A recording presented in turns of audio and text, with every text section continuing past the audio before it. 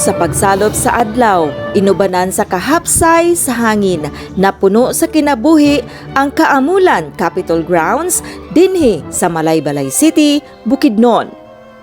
Mga pamilya, kabatan-unan ug katigulangan nagkatapok, gikahinaman ang usa ka talagsaong kasinatian sa musika.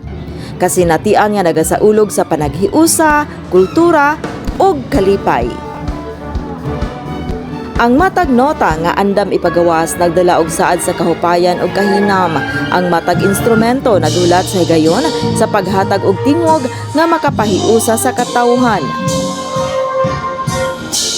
Tonight's concert with the Philippine Philharmonic Orchestra isn't just about music. Ito ay selebrasyon ng ating kultura, ng ating komunidad at ng paraan ng sining na nag-uugnay sa atin kahit saan tayo galing.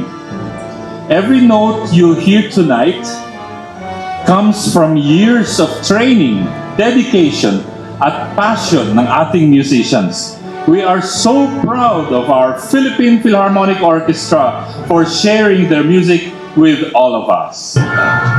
Aniya karon dinhi sa Bukidnon ang world-class nga Philippine Philharmonic Orchestra nagdala sa ilang kahibalo ug talento aron ipaambit sa katawhan sa Bukidnon.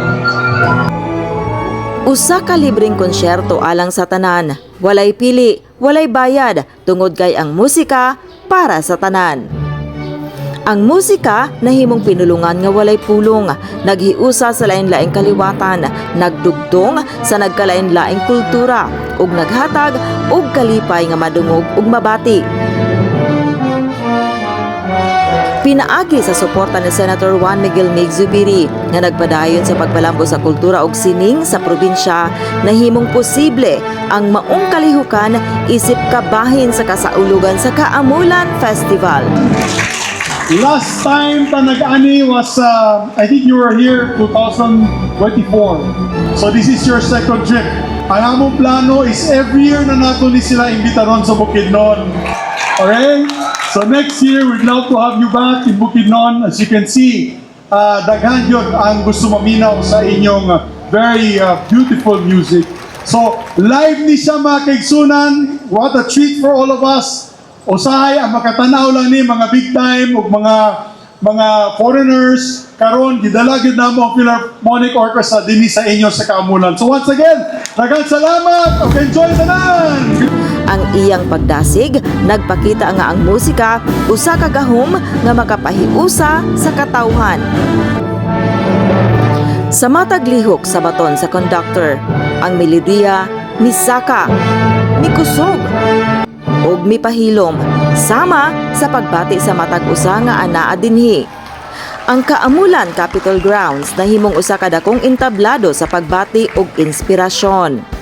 Duha na ka tuig ang milabay sukad sa ilang unang pagbisita sa Bukidnon ug karon sila mibalik, mas lig-on, mas halangdon hangtod sa sunod pa nga mga higayon dinhi sa Centennial Stage sa lalawigan, aron magpadayon sa paghatag og musika nga makapadasig sa matag tawo sa Bukidnon.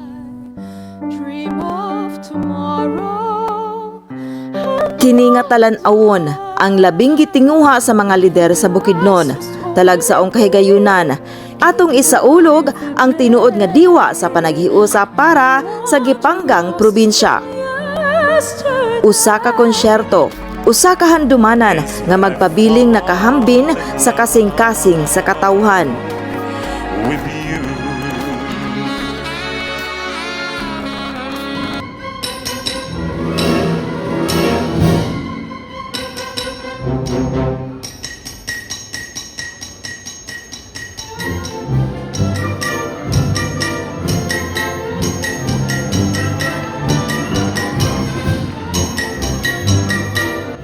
A Symphony of Unity, musika, kultura, ug panaghiusa, pinaagi sa usa ka melodiya.